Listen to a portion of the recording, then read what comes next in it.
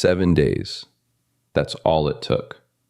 On Monday, the SEC and CFTC signed a historic agreement to stop fighting over crypto. By Wednesday, Mastercard added Ripple to its $9 trillion payment network. And yesterday, the SEC officially classified XRP as a digital commodity, not a security, a commodity. Oh, and I almost forgot. DTCC, the company that clears every stock trade on Wall Street, just named XRP a settlement token in its tokenization patent. So yeah, it was a big week. Let's break down what actually happened. Okay, so yesterday, the SEC and CFTC jointly issued a 68-page interpretive rule, and it's the most important piece of crypto regulation since the Howey test. They created a 5-category token taxonomy: digital commodities, digital collectibles, digital tools, stablecoins, and digital securities. Only that last one, digital securities, stays under full SEC registration. Everything else, not securities. And they named 16 specific assets as digital commodities: Bitcoin, Ethereum, Solana, XRP, Hedera, Chainlink, Cardano, Stellar, Litecoin, Dogecoin. 16 tokens with a clear legal status for the first time ever. Now let that sink in for XRP holders. Ripple spent 4 years and hundreds of millions of dollars fighting the SEC in court. The agency argued XRP was an unregistered security. Yesterday, the same agency put it in writing. XRP is a digital commodity. The CFTC now has jurisdiction over spot markets. The SEC's enforcement apparatus no longer applies. SEC Chairman Paul Atkins said at the DC Blockchain Summit, quote, "We're not the Securities and Everything Commission anymore." And CFTC Chairman Selig added, "The signal is clear. It's time to build in the United States." But here's what makes this deeper than just a classification.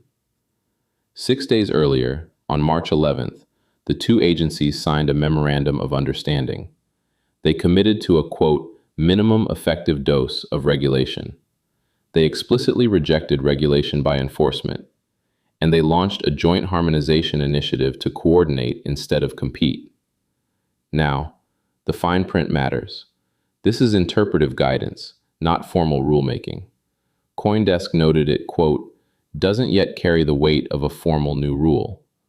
Both commissions have vacant Democrat seats, so this was issued without bipartisan input, and a future administration could theoretically reverse it. Atkins himself said congressional legislation is the only way to guarantee permanence. But for now, the era of regulation by enforcement is over, and XRP has a legal identity for the first time in its history. So the same week XRP gets legal clarity, Mastercard launches its Crypto Partner Program. Over 100 companies, including Ripple, Binance, PayPal, Circle, Gemini, and Kraken, now have direct access to the infrastructure behind $9 trillion in annual payments across 200 countries. Ripple's role? Cross-border settlement, which is exactly what they've been building around the XRP ledger for years. And this isn't just a press release partnership. Back in November 2025, Ripple, Mastercard, WebBank, and Gemini launched a live pilot testing RLUSD settlement on the XRP ledger for credit card transactions. Consumer taps a Gemini credit card, Mastercard authorizes it, and RLUSD settles the transaction on XRPL in seconds instead of 1 to 3 days through traditional banking rails. That's one of the first times a regulated US bank has settled card transactions using a stablecoin on a public blockchain. And 6 days after launching the partner program, Mastercard agreed to acquire BVNK, a stablecoin infrastructure firm, for up to $1.8 billion. That's the largest stablecoin acquisition ever, bigger than Stripe's bridge deal. You don't spend $1.8 billion on a marketing exercise. But here's the reality check. The Crypto Partner Program is a collaboration framework.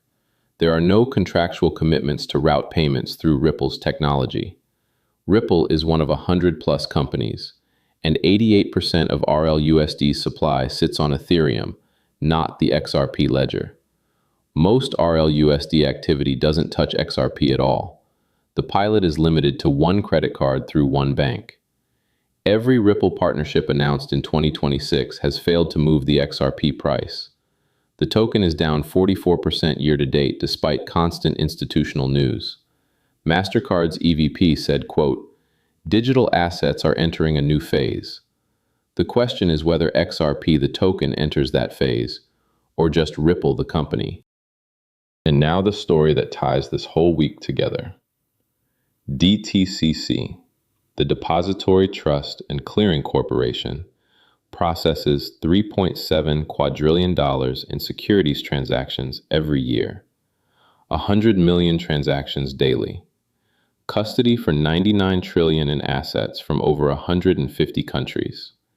It is the backbone of Wall Street, and it just filed a patent naming XRP and Stellar as digital liquidity tokens. Patent number US 2025-0078162.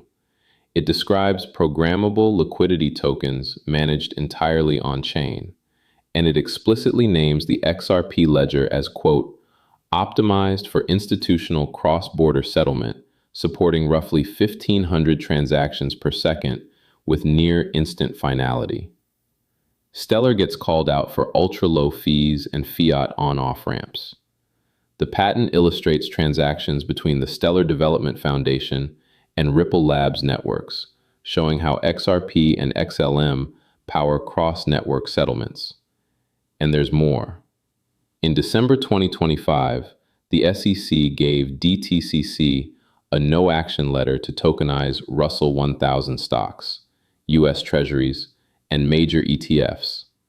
Production launch, second half of this year.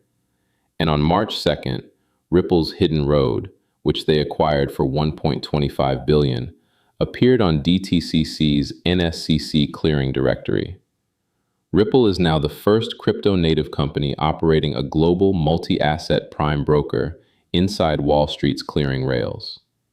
David Schwartz, Ripple's CTO, responded with two words, quote, "Seems important." Now look, a patent is not adoption. DTCC listed many blockchains in these filings: Bitcoin, Ethereum, Hedera, Tron, Tezos. XRP is not uniquely selected. The NSCC listing is routine operational readiness, not a confirmation that stocks now settle on the XRP ledger. And the tokenized entitlements currently have no collateral or settlement value under SEC terms. But connect the dots. DTCC filed a patent naming XRP. Ripple acquired a prime broker that clears $3 trillion annually. That broker is now on DTCC's directory, and the SEC just classified XRP as a commodity. Ripple Prime CEO Mike Higgins said, quote, "We have some pretty innovative ways of taking XRP as collateral and using that to finance these trades." When the infrastructure backbone of Wall Street references your technology in a formal patent, something is shifting. So let's step back and look at what happened in 7 days. The SEC classified XRP as a digital commodity. Mastercard added Ripple to a 100-company program on its $9 trillion network. And DTCC, the company that clears every stock trade in America, named XRP a settlement token in its tokenization patent. Regulatory clarity, payment network access, clearing infrastructure integration. Those are the three things institutional finance needs before it moves, and XRP just got all three in 1 week. The token is still down 44% this year, so either the market hasn't caught up, or it's telling us something the headlines aren't. If this breakdown helped you see what's actually happening behind the headlines, hit that subscribe button. Drop a comment. Which of these three stories matters most for XRP's future? I read every one. See you in the next one.